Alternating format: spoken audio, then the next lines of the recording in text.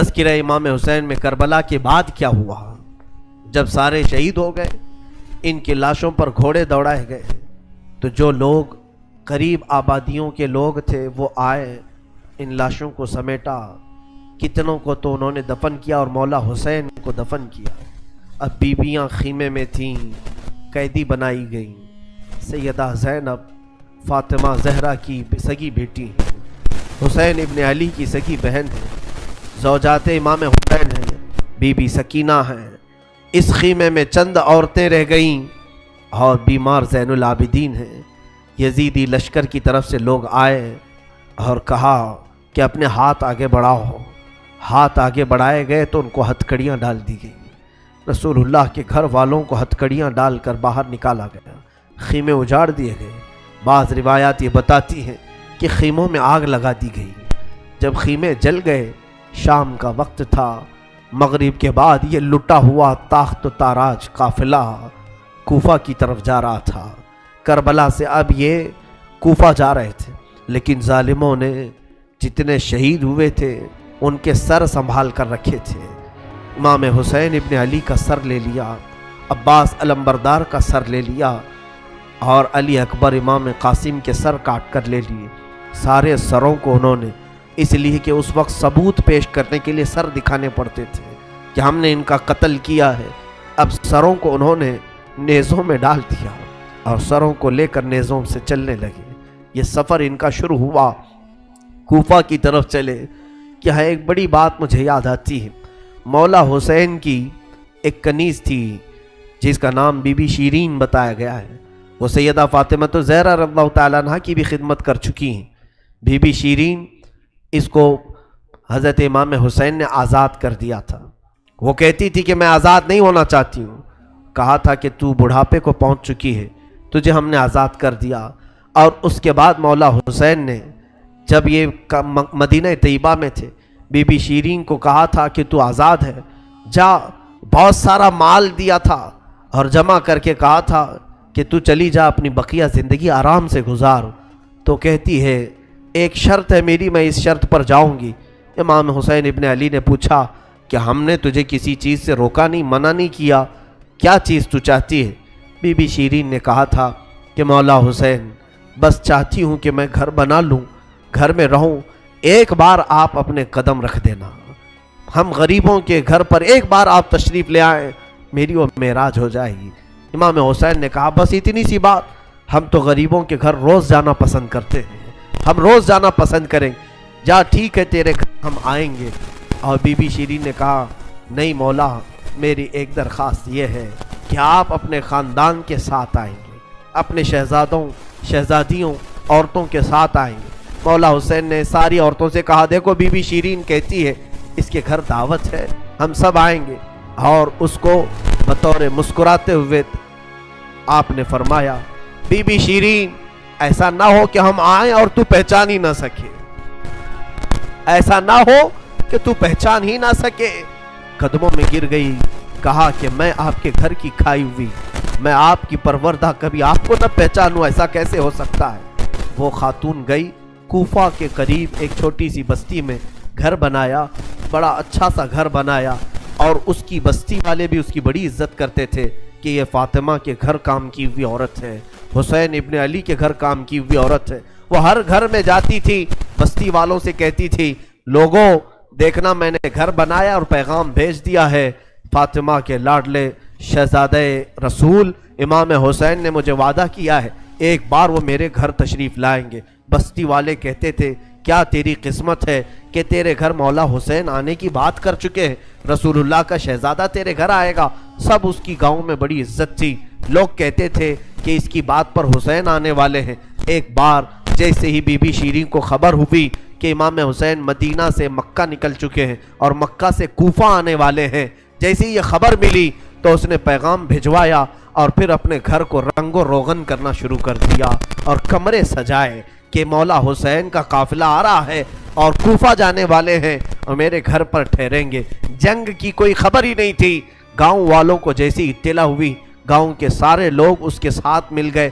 پورے گاؤں میں سارے لوگ گھروں کی تیاریاں کر رہے تھے اور سب لوگ روز انتظار کرتے بی بی شیریں پہاڑ کے ایک چوٹی پر صبح سے شام تک بیٹھتی، ہر آنے جانے والے قافلے والے کو دیکھتی، جو مکہ سے کوفہ کے لیے آ رہا ہے جا رہا ہے دیکھتی، انتظار کرتی اس میں امام حسین اپنے گھر والوں کے ساتھ آنے والے نہیں آئے۔ کئی دن گزر گئے اور اسی زمانے میں ایک رات ایسی آئی کہ اس کے گھر ایک عورت آئی، کہا بی بی شیریں اٹھو جلدی۔ کہا کیا؟ کہ حاکم بصرہ ابن زیاد کا لشکر بہت بڑا لشکر ہے اور وہ لشکر باہر آیا ہوا ہے، تیرا بڑا گھر ہے، وہ چاہتے ہیں کہ آج کی رات تیرے گھر میں گزارے۔ کہا کون لوگ ہیں، کیوں آئے ہیں؟ کہا سنا ہے کہ ایک باغی نے بغاوت کی تھی اور اس کا سر کچل دیا گیا، اسے مار کر کے اس کا سر لایا گیا ہے اور اسی کو دمشق امیر المومنین یزید کے پاس لے جایا جا رہا ہے۔ بی بی شیریں نے کہا پتہ نہیں کون سا باغی تھا، کس نے بغاوت کی تھی، کس سے جنگ ہوئی تھی، خبر نہیں ہے، بہرحال اگر حاکم کا قافلہ گھر کے دروازے پر کھڑا ہے تو میں دروازہ کھول دیتی ہوں۔ دروازہ اس نے کھولا، بہت سارے رات کا وقت ہے، شہزادوں کے سر نیزوں پر لٹکے ہوئے ہیں، حسین ابن علی کا چہرہ دھول میں اٹا ہوا تھا، زلفیں چہرے پر آئی ہوئی تھیں، بیبیاں سب باندی بنا کر لائی گئی تھیں اور سب جکڑی ہوئی تھیں، چہرے ان کے بالوں سے ڈھاکے ہوئے تھے۔ اس خاتون نے دیکھا اور کہا ہائے ہائے افسوس، قیدی آئے ہیں میرے گھر۔ مولا حسین کہتے تھے قیدیوں کے ساتھ اچھا سلوک کیا جائے، قیدیوں کے ساتھ اچھا سلوک کیا جائے۔ اس نے اپنے گھر میں اندر داخل کیا، جو حاکم جو اس کے سپہ سالار تھے ان سب کو اندر بلایا، رات گزارنے کا مقام دیا، جگہ دیا، اور یہ بیویوں کو صحن کے باہر ہی چھوڑ دیا گیا، ان کو اندر نہیں لایا گیا۔ اور اس خاتون نے کہا ان قیدیوں کو بھی تو لاؤ، میرا گھر کافی بڑا ہے، میں اندر سلا لوں گی۔ اسے اب تک یہ خبر نہیں تھی یہ لٹا ہوا قافلہ ہے کس کا، آخر یہ لٹا ہوا قافلہ کس کا آیا ہے۔ رات کے وقت اس نے کھانا بنایا، سارے فوجیوں نے کھانا کھا لیا، تو بی بی سے کہا ان قیدیوں کو کھانا مت دینا، وہ کھانے کے مستحق نہیں ہے۔ اس نے چلا کر کے کہا دیکھو ہمارا دستور یہ ہے کہ میں فاطمہ کے گھر کام کر چکی ہوں، وہاں فاقے تو رکھتے تھے لوگ، گھر میں فاقہ تو ہوتا تھا، لیکن باہر آنے والے مہمان کو بھوکا نہیں رکھا جاتا، وہ چاہے قیدی ہو باغی ہو جس طرح کے ہوں، مجھ سے جو بن سکے گا میں کھلاؤں گی۔ اس نے کھانے بنائے اور اس کے بعد لے کر کے آئی، اور اس کے بعد کھانا جب سیدہ بی بی زینب کے پاس رکھا تو بی بی زینب نے اپنے دونوں ہاتھ دکھائے جو پیچھے بندھے ہوئے تھے۔ اس خاتون نے بی بی شیریں نے کھولا اور ان کے بالوں سے چہرہ ڈھکا ہوا تھا، اور اس نے کھانا پروسا کہ کھا لو بیویوں کھا لو۔ تو بی بی زینب نے پکار کر کے اپنے بھائی کا نام لیا، یا حسین ابن علی۔ تو بی بی شیریں چونک اٹھی، یہ نام تو کیوں لے رہی ہے؟ یہ نام تو میرے آقا کا ہے جس کی میں باندھی تھی، میں خدمت گزار تھی، یہ نام تو کیوں لے رہی ہے؟ بی بی زینب کہتی ہے بی بی شیریں کیا ہم نے تجھے پہچان لیا؟ بابا نہیں کہتے تھے کسی دن ہم گھر پر آئیں اور تو پہچان ہی نہ سکے؟ یہ جو اونچے نیزے پر سر دکھ رہا ہے یہ تیرے آقا مولا حسین کا سر ہے، اور یہ علی اکبر کا سر ہے، یہ قاسم کا سر ہے۔ بی بی زینب پکارتی گئی، بی بی شیریں نے دیکھا اور پکار کر کے کہا مولا کیسی مہمان نوازی کا وقت تم نے دیا، کیا اس طرح بھی کوئی مہمان بنتا ہے کسی کے گھر؟ اور یہ کہتی ہوئی غش کھا کر گر پڑی، اس پر پانی ڈالا جاتا وہ اٹھتی پھر غش کھا جاتی، بے ہوش ہو جاتی۔ سچ کہا تھا مولا حسین نے، اے بی بی شیریں ہم تو وعدہ کیے ہیں آ کر رہیں گے، کہیں ایسا نہ ہو کہ تو پہچان ہی نہ سکے۔ سچ کہا تھا مولا حسین، آپ اس حالت میں میرے گھر آئے کہ میں پہچان نہ سکی، کیونکہ وہم و گمان میں بھی نہیں تھا کہ فاطمہ کے لاڈلے کا کٹا ہوا سر کبھی گھر آ سکتا۔ وہ غش کھا کر کے گر گئی، روایات میں ہے۔ صبح جب اٹھا لوگوں نے فوجیوں نے اٹھ کر کے دیکھا تو بی بی شیریں کا جسم ٹھنڈا پڑ چکا تھا، اس کی روح نکل چکی تھی۔ غم حسین میں لوگوں کی جانیں چلی گئی۔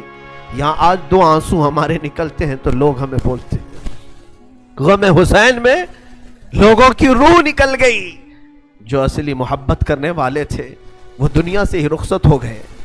مولا حسین کی محبت کرنے والی بی بی شیریں دنیا میں نہیں رہی، کہا آخری جملے اس کے یہ تھے، گھر بڑی آن شان سے اس لیے بنایا تھا کہ ایک بار مولا قدم رکھیں گے، اب انہوں نے قدم رکھ دیا تو اب جینے میں کوئی مزہ نہیں ہے، اب میری زندگی کی تمنا پوری ہو گئی ہے۔ اس کے بعد یہ قافلہ نکلا، کوفہ کی طرف جا رہا تھا، ابن زیاد تک پہنچنا تھا، حاکم بصرہ حاکم کوفہ عبید اللہ بن زیاد کے پاس۔ یہ قافلہ جانے سے پہلے کئی منزلوں پر رکا، دوسری رات آئی تھی، دوسری رات ایک گرجا گھر کے پاس ان کا قیام ہوا، وہ ایک عیسائی کا گرجا تھا، وہاں پر قیام ہوا۔ عیسائی نے دیکھا کہ بہت سارے کٹے ہوئے سر آئے، اس نے بھی اپنے چرچ میں رکنے کی اجازت دی تھی۔ ہائے افسوس، عیسائی بھی رحم کھا رہے ہیں، کیسے وہ مسلمان تھے جو رسول اللہ کے گھر والوں پر رحم نہ کھا سکے۔ عیسائی نے وہاں پر رکنے کی اجازت دی۔ اس کے بعد کہا، رات کو اس نے کہا کہ یہ جو سروں پر، یہ جو نیزوں پر سر ہیں، کیا یہ ہمیں ایک رات کے لیے دو گے؟ لوگوں نے کہا لے لو لے لو، لیکن امانت کے ساتھ واپس کرنا کہ یہ ہمیں دمشق پہنچانا ہے۔ اس نے سر حسین کو لیا، دھول کو صاف کیا، اس لیے کہ اسے دور سے ہی اس چہرے میں کچھ چمک نظر آ رہی تھی۔ اس عیسائی راہب نے رات کے وقت دیکھا، ایک تخت پر رکھ کر کے سر حسین کا غور سے مطالعہ کرنے لگا اور اپنی پرانی کتابوں سے ملانے لگا۔ پرانی کتابیں پڑھتا تھا اور چہرہ دیکھتا تھا، بار بار دیکھتا تھا، پھر چیخ کر کے کہا، ہاں میں اپنے مقام کو پہنچ گیا، اس لیے کہ مقدس کتابوں میں لکھا ہوا ہے نبی کے آخری نبی کا نواسا ظلمن قتل کیا جائے گا اور اس راستے سے جائے گا، اور یہاں کی گرجا میں اگر رکے تو گرجا میں جو خدمت گزار ہے وہ اس کی خدمت کرے، مولا اسے جنت عطا کرے گا۔ وہ عیسائی راہب کہتا ہے وہ چہرے میں ساری علامتیں جو کتابوں میں لکھی یہی ہیں۔ وہ ایمان لے آیا، کلمہ طیبہ پڑھا، اسلام قبول کیا، رات میں اس کی دنیا بدل گئی۔ میرے عزیزو، اسی کو کہا جاتا ہے اسلام زندہ ہوتا ہے ہر کربلا کے بعد۔ حسین کے انتقال کے بعد بھی اسلام پھیل رہا، ایمان دوسروں کو بانٹ رہے ہیں۔ صبح تک اس گرجا میں رکے، پھر دن پورا گزارے اور شام کے وقت ٹھنڈے وقت میں کوچ کرنے کا ارادہ کیا، اور سر امام حسین جو ان لوگوں نے نیزے پر لیا تھا اس کو ایک جگہ گاڑ دیا، اور اس کے بعد اپنے پانی وغیرہ کے استعمال کے بعد قافلے کو کوچ کرنے کا حکم دیا۔ قافلہ آگے چلا، لیکن جو فوجی آتا سر حسین کو اٹھانے کے لیے نیزے پر، وہ تو ہلکا ہو چکا تھا لیکن وہ زمین میں ایسا گڑ چکا تھا کہ اٹھتا نہیں تھا، کسی سے ہل نہیں رہا تھا۔ بہت لوگوں نے کوشش کی، پھر آ کر کے انہی ظالم یزیدیوں نے بی بی زینب سے کہا، اے خاتون، یہ تمہارے بھائی کا سر زمین پر ایسا جمع ہوا ہے، ہٹتا نہیں ہے، آگے بڑھنا ہے ہمیں، یہ ہٹتا نہیں ہے۔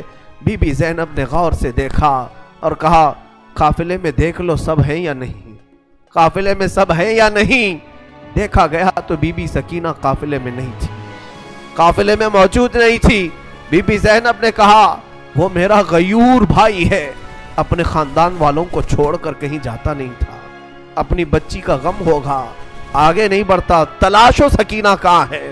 لوگوں نے ڈھونڈنا شروع کیا، پہاڑ کی ایک چھوٹی سی چوٹی پر وہ بیٹھی ہیں اور ایک خاتون کی گود میں بیٹھی ہیں۔ کوئی ایک خاتون ہے، اسے سہلا رہی ہے، تھپکیاں دے رہی ہیں۔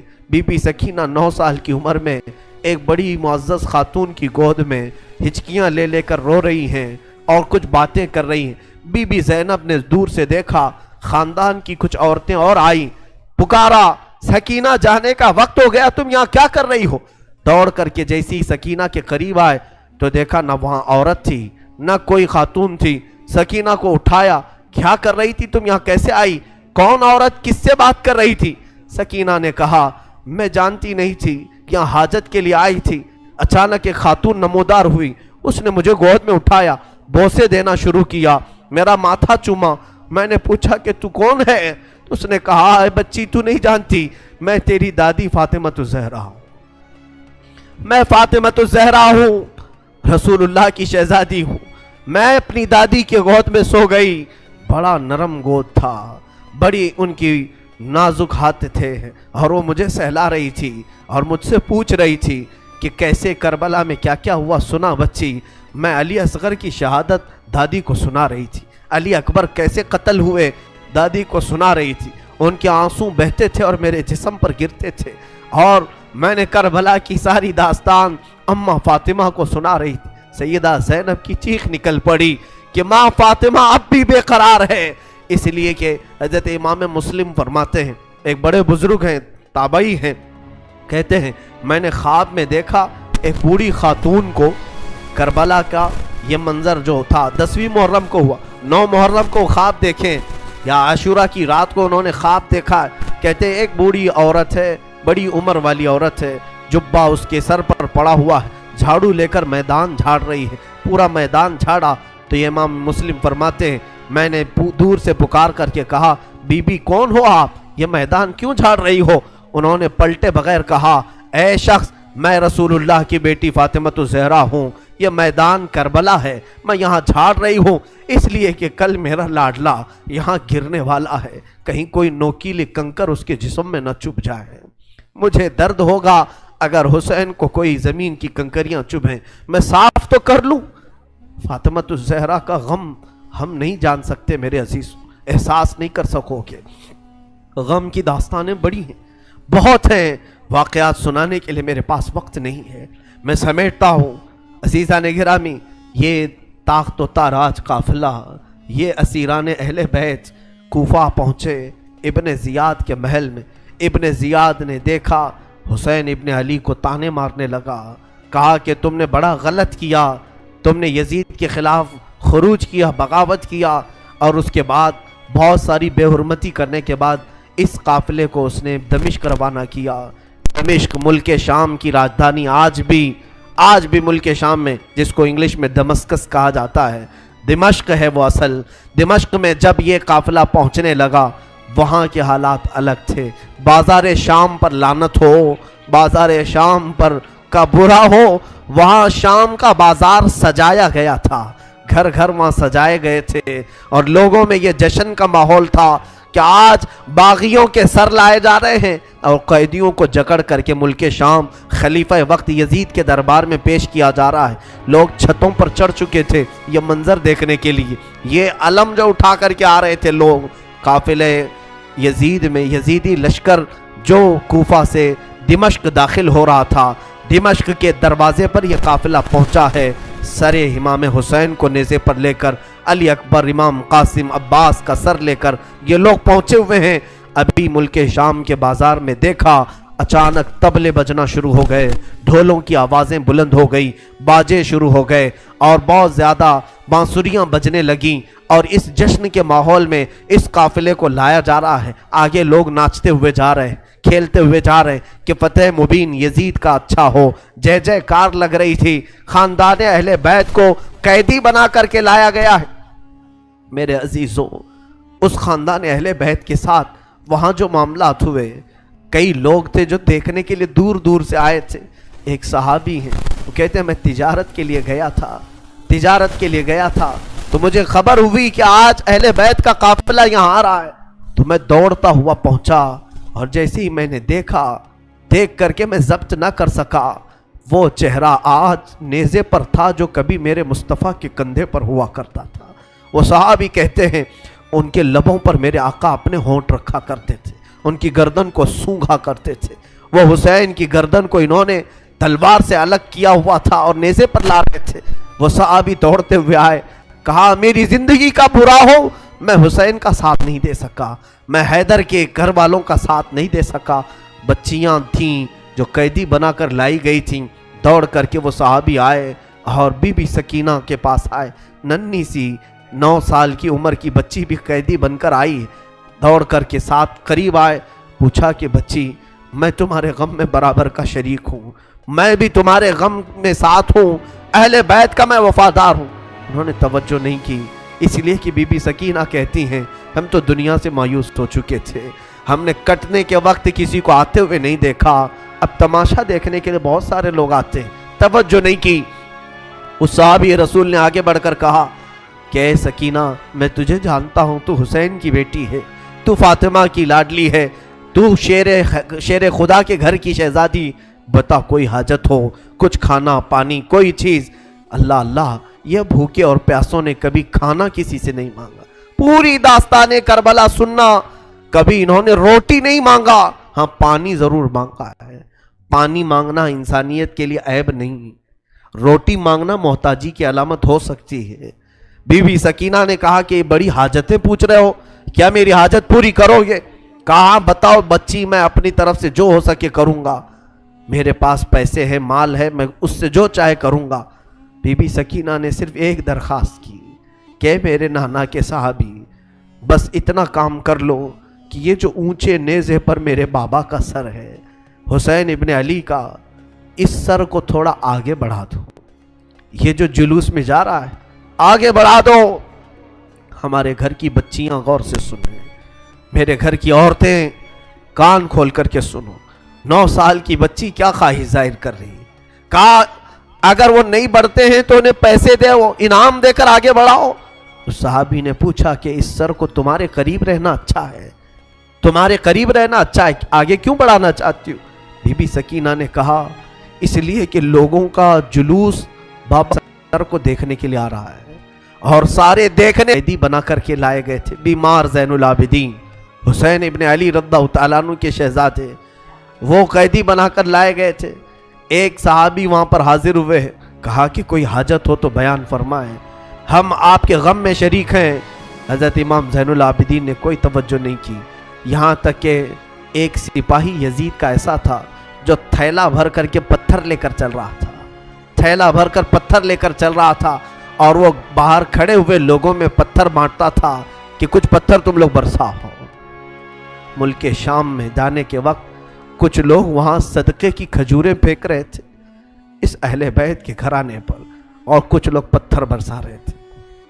یزید کے یہ مخالف لوگ ہیں, باغی لوگ ہیں, ان کے دلوں میں یزید کی محبت تھی, بنو امیہ کے وفادار لوگ تھے. اس قافلے پر کچھ لوگوں نے پتھر برسائے, وہ قافلہ اب اور کتنے زخم اٹھاتا, اب ان کو چھوڑا کیا تھا, لوگوں نے سارے زخم تو دے دیے تھے. امام زین العابدین نے اس صحابی سے کہا کہ دیکھو یہ پتھر برسا رہے ہم پر. اس صحابی نے تلوار کھینچ لی اور اس کو قتل کرنے کا ارادہ کیا. آپ نے منع کیا, رک جاؤ رک جاؤ, اس لیے کہ بہت سارے قتل میں نے اپنے بابا کے دیکھے, اور وہاں کوئی بھی اپنی تلوار لے کر ہمارے مدد کے لیے نہیں آ سکا. امام زین العابدین کا یہ لٹا ہوا قافلہ یزید کے دربار میں لایا گیا, اور سر امام حسین کو ایک تشت میں رکھ کر پیش کیا گیا. یزید اپنے ہاتھ میں چھڑی لے کر مولا حسین کے لبوں پر مارتا تھا اور کہتا تھا حسین تمہاری جوانی ختم ہو گئی, کاش تم میری بیعت کر لیتے تو تم زندگی سے ہاتھ نہیں دھوتے, اور کبھی میں نہیں چاہتا کہ تمہارا قتل ہو جائے. اس نے جھوٹے الفاظ میں لوگوں کو اس طرح ورغلایا. سیدہ زینب نے وہاں پر ایک جرأت مندانہ خطبہ دیا تھا. مولا حسین کی سگی بہن یزید کے دربار میں خطبہ دی تھی, اور اس کے بعد پھر یہ اسیران اہل بیت کو یہاں ملک شام میں چند دن ٹھہرایا گیا اور آزاد کیا گیا. مدینہ طیبہ کے لیے رخصت کرنے کا حکم ہوا. یہ لٹا ہوا قافلہ مدینہ آیا. اللہ اللہ, مدینے کو جب یہ لوگ پہنچے, اہل مدینہ کہتے ہم کو وہ شہادت کی خبر پہلے سے مل گئی تھی, کربلا میں مولا حسین کا قتل ہو چکا ہے, خاندان اہل بیت کے ساتھ برا سلوک ہوا ہے. پورا مدینہ سرحد پر آ کر کھڑا ہو گیا تھا. مدینے کے باہر انتظار میں وہاں ننھی سی سغرا بھی تھی, مولا حسین کے کچھ گھر والے بھی تھے, وہ انتظار میں تھے. جیسے ہی لوگ مدینہ طیبہ میں داخل ہونے لگے, بیویوں کو دیکھ کر مدینے والے چیخ پڑے, سارے مدینے والے زاروں قطار رونے لگے. سیدھا یہ قافلہ آیا بارگاہ رسول میں, مصطفیٰ صلی اللہ علیہ وسلم کی قبر انور کے پاس پہنچ گیا, اور پھر بی بی زینب وہاں کھڑے ہو کر شروع سے لے کر اخیر تک کی داستان میرے آقا کو سنانے لگی. یا رسول اللہ, آپ کا دوش پر سوار ہونے والا شہزادہ, آپ کا محبوب نظر حسین بڑے زخموں سے چور چور تھا. یا رسول اللہ, وہ کربلا میں لاشیں اٹھاتا رہا, پیاسا رہا, بھوکا رہا. مدینے کے لوگ کہتے ہیں پورا مدینہ صرف زندگی میں 2 مرتبہ سب سے زیادہ رویا ہے. ایک اس وقت جب میرے آقا کی وفات ہوئی تھی, جب میرے آقا کی وفات ہوئی تھی. دوسرا اس وقت جب اہل بیت کا قافلہ مدینے میں لٹ کر داخل ہوا تھا، سارے غموں سے نڈھال تھے، ہر کوئی پریشان حال تھا۔ بی بی صغرا ننھی سی تھی، 6 سال کی تھی، بار بار لپٹ کر کے بی بی زینب سے کہتی ہیں وہ ننھا بچہ کہاں ہے علی اصغر جس کے ساتھ میں کھیلتی تھی، وہ کہاں ہے، فلاں کہاں ہے۔ بچی کے دماغ میں جتنے یاد تھے سب کو پوچھا کرتی تھی۔ بی بی زینب کہتی ہیں ہر ایک کے جواب میں جب میں کہتی تھی وہ بھی انتقال کر گئے، وہ بھی انتقال کر گئے۔ بی بی صغرا پوچھتی تھی کیا کربلا میں موت سستے میں ملتی ہے؟ جہاں آپ لوگ گئے تھے موت بہت سستی ہے، اتنوں کو کیسے آپ نے موت کے گھاٹ اتار دیا؟ بی بی زینب کے پاس کوئی الفاظ نہیں تھے۔ امام زین العابدین کا زندگی بھر یہ حال تھا۔ اللہ اکبر!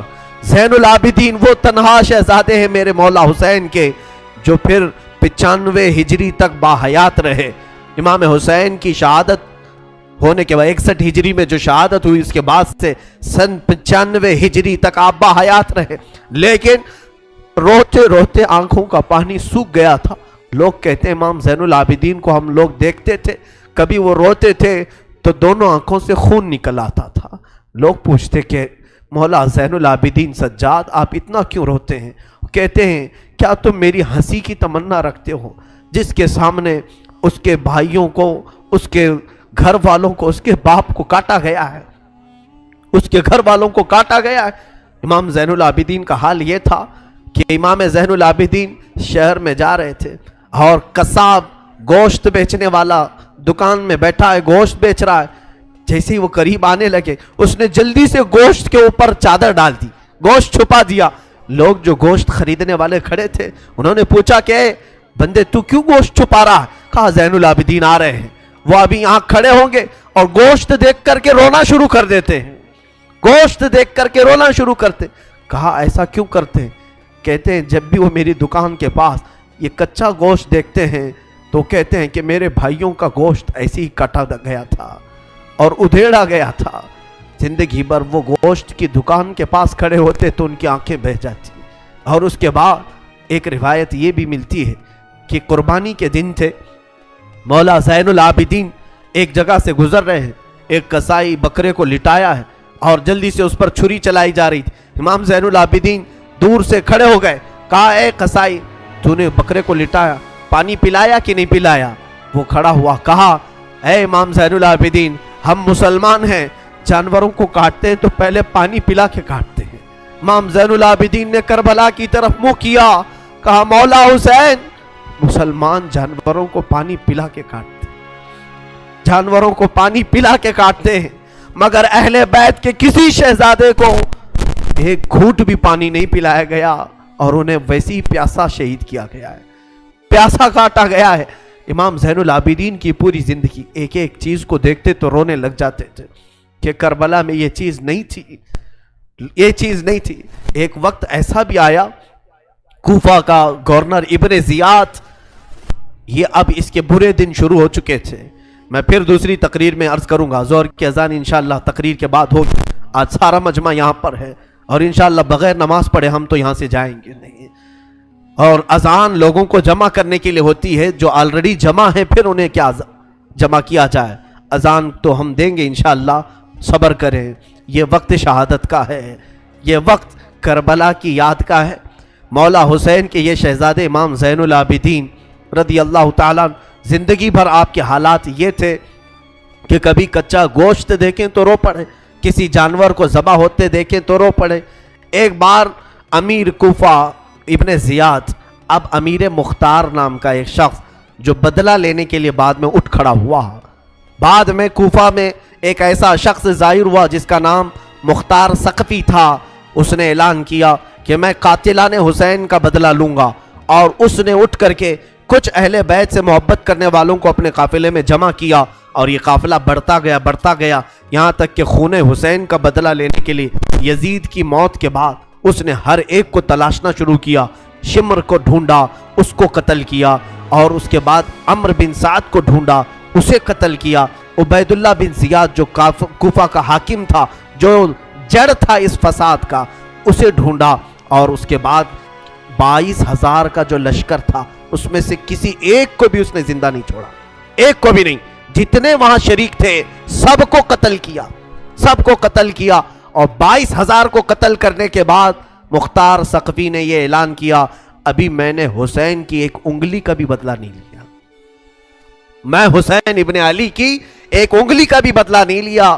یزید خائب و خاسر ہو کر مر گیا، اور یزید کی سب سے بڑی ذلت تو یہ ہے، یزید کے بعد اس کا بیٹا معاویہ تخت پر بیٹھا، پہلے دن خلیفہ بنا کر اسے بٹھایا گیا، اس کے بعد 6 مہینے تک وہ گھر سے باہر ہی نہیں آیا، 6 مہینے کے بعد سیدھے لاش باہر آئی بیٹے کی، وہ 6 مہینے کبھی تخت پر نہیں بیٹھا یزید کے۔ لوگ کہتے تھے کہ معاویہ آپ یزید کے جانشین ہیں، وہ نیک شہزادہ تھا، دیکھیں اللہ کی مصلحت کیسی، صحابی کے پیٹ میں یزید پیدا ہوا، یزید کے پیٹ میں معاویہ، پھر اچھا شہزادہ پیدا ہوا، نیک تھا۔ اس نے کہا، لوگ جب کہتے تخت پر بیٹھ جائیے تو اس نے اس تخت کی طرف دیکھ کر کے تھوک دیا اور کہا اس تخت پر بیٹھوں جس پر شہزادہ رسول کا خون لگا ہوا ہے، اس تخت پر بیٹھوں جو تخت حسین ابن علی کے گھر والوں سے رنگا ہوا ہے، کبھی اس تخت پر نہیں بیٹھا۔ اس کی یزید کی سب سے بڑی ذلت تو اسی پہ ہے کہ اس کا خود کا بیٹا اس کے تخت پر تھوک دیا، نہیں بیٹھ سکا۔ لیکن حسین کا چرچا آج بھی ہے، حسین کے شہزادے گلی کوچوں میں ہر جگہ ہے، سادات کی خوشبو تم محسوس کرو گے آج بھی۔ حسین ابن علی کے یہ صاحبزادے زین العابدین جہاں پر رہ رہے تھے خیمے میں، تو ایک مرتبہ ایسا ہوا کہ ابن زیاد جان بچاتا ہوا بھاگتا ہوا نکل آیا، کیونکہ مختار ثقفی اس کے پیچھے لگ گیا تھا، اپنے سواریوں کو دوڑا دیا تھا اس کے پیچھے کہ عبید اللہ بن زیاد جہاں بھی ملے اسے پکڑ کر کے لاؤ، اسے پکڑ کر کے لاؤ۔ تو سب اس کے پیچھے لگ گئے، مختار ثقفی کے ڈر سے عبید اللہ بن زیاد جان بچاتا ہوا بھاگتا ہوا ایک خیمے میں آیا، وہ خیمہ کسی اور کا نہیں امام زین العابدین کا تھا۔ وہاں پر پہنچ گیا، آپ قرآن پاک کی تلاوت میں مصروف تھے، مختار ثقفی کے ڈر سے آنے والا یہ عبید اللہ بن زیاد ہانپ رہا تھا، کانپ رہا تھا۔ امام زین العابدین نے سر اٹھا کر کے دیکھا، کیا بات ہے؟ کہا پیاس کی شدت ہے، اگر تمہارے پاس پانی ہو تو پلاؤ۔ امام زین العابدین نے فوراً کھٹوری بھری اور پانی دیا، اس نے پانی پیا اور پھر کہا اور پانی ملے گا، انہوں نے اور ایک کھٹوری بھری اور پھر پانی پلایا، اس نے پیا، 3 کھٹوریاں پانی پیا۔ عبید اللہ بن زیاد یہ سوچنے لگا شاید امام زین العابدین نے مجھے پہچانا نہیں ہوگا، اس نے کہا آپ مجھے نہیں پہچانے ہوں گے شاید۔ آپ نے چہرہ اٹھایا تو آنکھوں میں خون تھا، آنکھوں میں خون تھا۔ کہا اے ظالم، تجھے نہیں پہچانوں گا؟ تیری وجہ سے میرا پورا گھرانہ لٹ گیا، میرا پورا خاندان تو نے تباہ کیا، بھوکا اور پیاسا کربلا میں تڑپایا، تجھے نہیں پہچانوں گا؟ تو عبید اللہ بن زیاد بدبخت نہیں ہے؟ تو اس نے کہا جب آپ نے پہچانا تو پانی پلا رہے ہو۔ امام زین العابدین نے کہا جو تو نے ہمارے ساتھ سلوک کیا وہ تیری فطرت تھی، اور ہم نے جو سلوک کیا ہے یہ اہل بیت کی فطرت ہے، یہ اہل بیت کی شان ہے، ظالموں کے ساتھ بھی پانی پلانے کا سلوک۔ اسی لیے میرے عزیزو، آج اگر ہمیں کچھ آس ہے، امید ہے، تو رسول کے انہی شہزادوں سے کہ ہماری برائیاں 1000 ہوں گی، لیکن مجھے امید ہے کہ ان حسین ابن علی کے شہزادوں سے اگر قیامت کے دن ایک بار ہم کہہ دیں گے پانی، تو امید ہے کہ یہ اپنے نانا کے حوض کوثر سے ہمیں پانی ضرور پلائیں گے۔ تذکرہ کرو حسین کا، تذکرہ کرو اہل بیت کا اور علی کے شہزادوں کا، یقیناً حوض کوثر پر انہی کا قبضہ ہے۔ میرے آقا صلی اللہ تعالیٰ علیہ وسلم اپنے ہاتھ سے جسے چاہیں گے پانی پلائیں گے، ان کے گھر والوں کو ستا کر کے تم پانی قیامت کے دن کس منہ ہوگے، پیاس بجھاؤ گے؟ امام زین العابدین نے اس وقت بھی پانی پلایا۔ میرے عزیزوں، اس کے بعد ایسا نہیں کہ اسلام ختم ہو گیا، امیہ کی خلافت چلتی رہی، یزید کے بعد اس کا بیٹا معاویہ کے انتقال کے بعد پھر مروان حاکم بنا، مروان کی حکومت چلی، پھر اس کے بیٹے آئے تقریباً 90 ہجری تک، اور اس کے بعد 105 ہجری تک اسی امیہ خاندان نے خلافت کی باغڈور سنبھالی۔ اس کے بعد عباسی خلافت کا دور شروع ہوا، جو بنو عباس کہلائے، وہ اہل بیت سے محبت کرنے والے تھے، اتنے زمانے تک بھی اہل بیت کے ساتھ برا سلوک ہوتا رہا۔ امیہ کے پورے جتنے خلفاء آئے انہوں نے اہل بیت کے ساتھ کوئی اچھا سلوک نہیں کیا. امام باقر کے ساتھ، امام جعفر صادق کے ساتھ، امام موسیٰ کاظم کو 12 سال تک قید میں رکھا گیا تھا، ان کو زہر پلایا گیا تھا، کوڑے مارے گئے تھے. یہ اماموں کے ساتھ برا سلوک تقریباً 100 سال تک چلتا رہا. اور ایسا نہیں، رسول کا گھرانہ آج بھی لٹانے پر قربان ہے. آج بھی اگر کوئی بات آ جائے تو دیکھنا رسول اللہ کی جو اصلی آل ہوں گے، اصلی اولاد ہوں گے، وہ قیادت کے لیے آگے بڑھیں گے اور اپنا سر بھی پیش کریں گے. ہندوستان کی فتح میں سلطان محمود غزنوی کے قافلے میں 2 شہزادے ایسے تھے کہ یہ قلعے کے پھاٹک پر، یہاں جب سلطان محمود غزنوی حملہ کے لیے آتے تھے، ہاتھیوں کو دوڑاتے تھے، اور جو قلعہ تھا یا ہندوستان کا جس کو فتح کرنا تھا، اس قلعے کے پھاٹک پر نوکیلے کیل لگے ہوئے تھے، ہاتھیوں کے سروں میں گھس جاتے تھے تو وہ ہاتھیاں چیخ کر کے پیچھے آ جاتی، قلعہ فتح نہیں ہوتا تھا. رات کو خواب میں محمود غزنوی نے دیکھا حضور پاک صلی اللہ علیہ وسلم تشریف لائے. محمود غزنوی بادشاہ پوچھا، یا رسول اللہ ہندوستان فتح کیسے ہوگا؟ میرے آقا نے فرمایا، تیری فوج میں میرے 2 شہزادے ہیں، ان سے مشورہ لے، وہ جو کہیں گے تو اس پر عمل کر. صبح اٹھا تو فوج میں دیکھا تو 2 آل رسول تھے، 2 نوجوان تھے. حاضر ہوا، کہا آپ میری فوج میں ہیں، میں نہیں جانتا تھا، آپ مجھے مشورہ دیں کہ کیا کرنا ہے. جانتے ہو دونوں شہزادوں نے کیا مشورہ دیا؟ پہلے وعدہ لیا، سلطان جو ہم کہیں گے اس پر عمل کرنا ہوگا. کہا بالکل عمل کروں گا. کہا بات در حقیقت یہ ہے، جب تم ہاتھیوں کو دوڑاتے ہو یہ قلعے کا پھاٹک توڑنے کے لیے، اس قلعے پر نوکیلے کیل لگے ہوئے ہیں، وہ ہاتھیوں کے سر میں گھس جاتے ہیں، اس وجہ سے ہاتھی توڑ نہیں پاتے. کل صبح جب حملے کے لیے تم ہاتھیوں کو تیار کرو، ایک کام کرنا، ایک ہاتھی کے سر پر مجھے باندھنا، دوسرے ہاتھی کے سر پر میرے بھائی کو باندھنا. یہ دونوں شہزادوں نے کہا. محمود غزنوی تڑپ گیا، کانپ گیا، قیامت کے دن میں کیا جواب دوں، اور وہ منہ چھپا کر بھاگ آیا.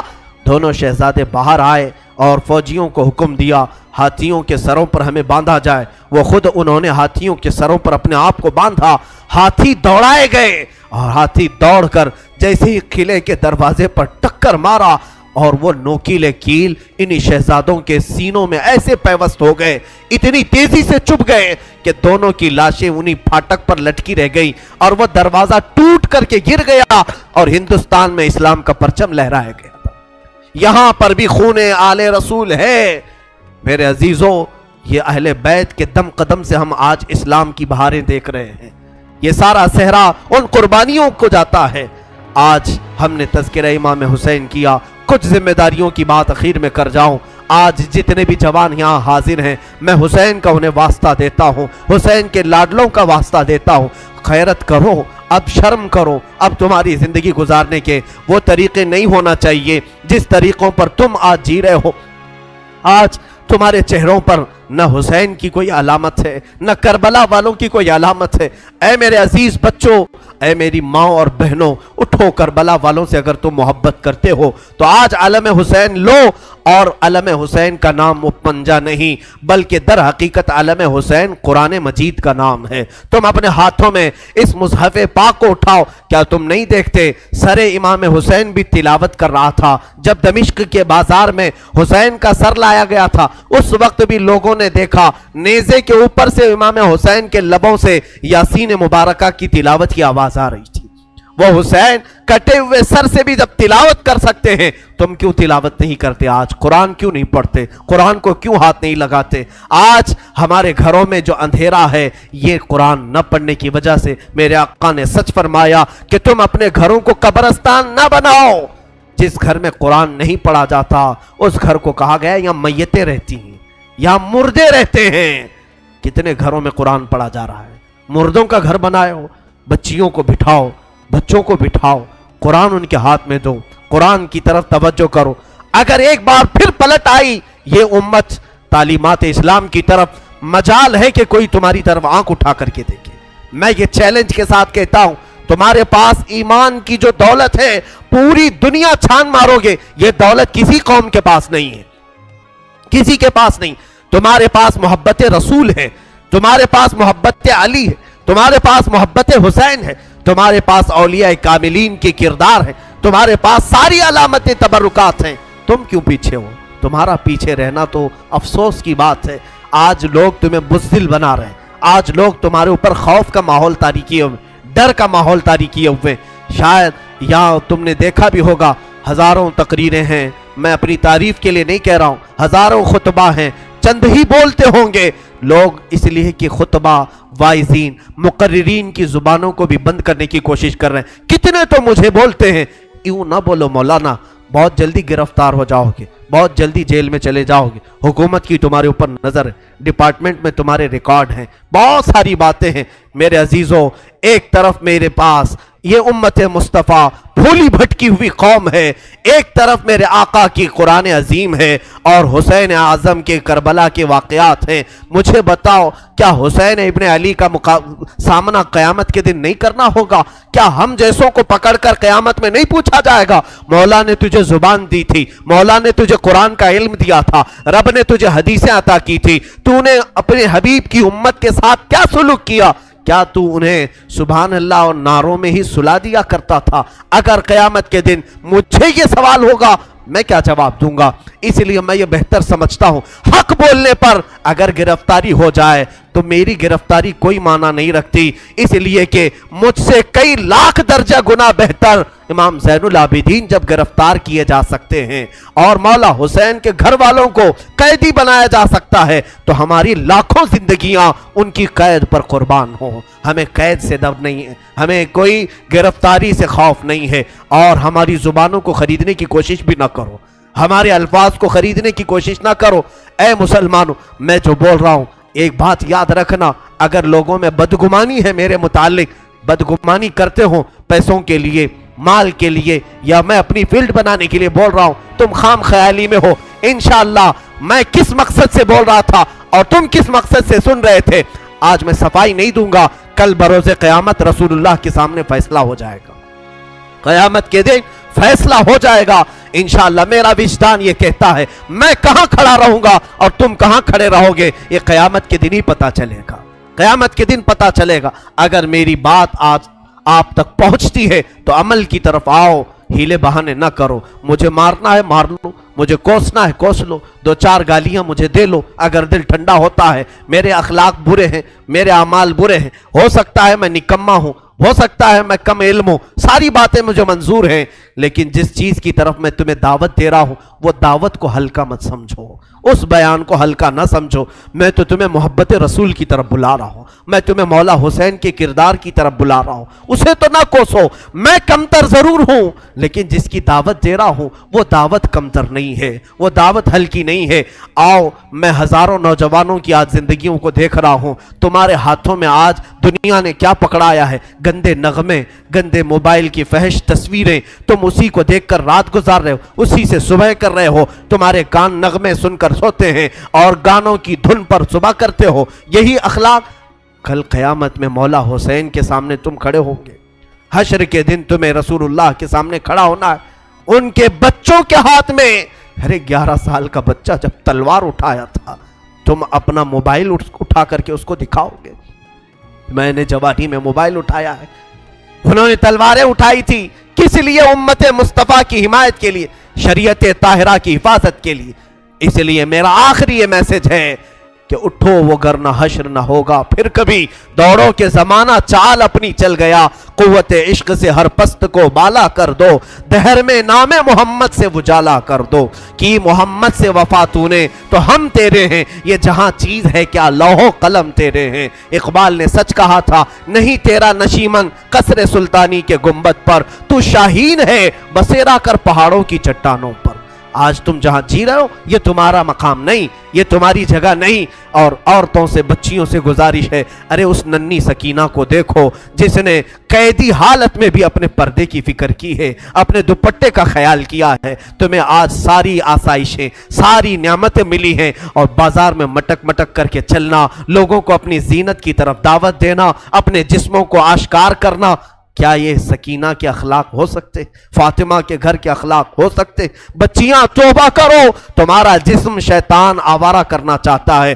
تم نے اگر اپنے جسم کی نمائش کی لوگوں کی توجہ اور ان کی آنکھیں اپنی طرف مبذول کرنے کے لیے قسم رب ذوالجلال کی تمہارے جسم کی چمڑیاں فرشتے اس طرح سے چھیلیں گے، اس طرح سے کہ حدیث پاک میں ملتا ہے 1 گھنٹے میں 70 بار چمڑی بدلی جائے گی۔ 1 گھنٹے میں 70 بار۔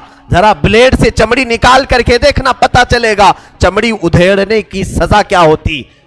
اگر تم نے اپنے عورتوں کی حفاظت نہیں کی، اپنے سطر کی حفاظت نہیں کی، بڑی سزا میں گرفتار ہو جاؤ گے، بہت بھیانک عذاب میں گرفتار ہو جاؤ گے۔ قیامت کے منظر کو اب چندہ ضرورت نہیں کہ میں اپنی بات کو طویل کروں، میں صرف میسج یہی دینا چاہتا تھا، آج قرآن کو پھر سے عام کرو، آج عہد کر کے اٹھو کہ شریعت مصطفیٰ کو پھر سے ہم قائم کر کے دکھائیں گے۔ اذانیں ہوں گی تو اپنے کاموں میں نہیں، ہم مسجدوں میں سر جھکانے کے لیے آئیں گے، اس لیے کہ مولا حسین تلواروں کی جھنکار میں جب سجدہ کر سکتے ہیں تو آج ہمیں نعمتوں میں اللہ کھلا رہا ہے، پلا رہا ہے، سلا رہا ہے، کیوں ہم بستر چھوڑ کر ایک بار مسجد نہیں آ سکتے؟ ہم اپنی دکان چھوڑ کر مسجد نہیں آ سکتے؟ ہم اپنا کام چھوڑ کر مسجد نہیں آ سکتے؟ میرے عزیزو، اگر مسجد نہ ملے، جہاں میسر ہو سجدہ کر لو، جہاں موقع ملے اپنی نماز کمپلیٹ کر لو، اس لیے کہ قیامت کے دن یہ اگر تمہاری کچی رہی تو سارے معاملات میں پھنس جاؤ گے۔ جس کی نمازیں نکل گئی پھر وہ ہر چیز میں نکل جائے گا انشاءاللہ العزیز۔ آخر میں انشاءاللہ العزیز اذان کے بعد میں 2 چند آپ کے سامنے اعلانات پیش کروں گا۔ بارگاہ الہی میں دعا ہے، مولا کریم کہنے سننے سے زیادہ عمل کی توفیق عطا فرمائے۔ اے رب قدیر، آج جو بھی شہادت امام حسین کا تذکرہ ہوا، اے ذوالجلال خدا، ہم سب کی آوازوں کو تو سن رہا ہے، ہمارے آہو بکا کو تو جانتا ہے۔ ہم غم حسین میں آج بیٹھے ہیں تیرے گھر میں، مولا جتنے یہاں حاضر ہیں سب کی حاجتیں پوری فرما دے۔ مولا جتنے سن رہے ہیں، خواتین، بچے، بچیاں دور دراز سے جو اس پروگرام کو سن رہی ہیں، شامل ہیں، مولا ان سب کو بھی ہم دعاؤں میں شامل کرتے ہیں۔ مولا حسین کی برکتیں ان سب کو بھی عطا فرما۔ اے اللہ، آج عاشورہ کا دن ہے، اے کریم خدا، آج تیری رحمتیں اترتی ہیں، تو بندوں سے راضی ہوتا ہے۔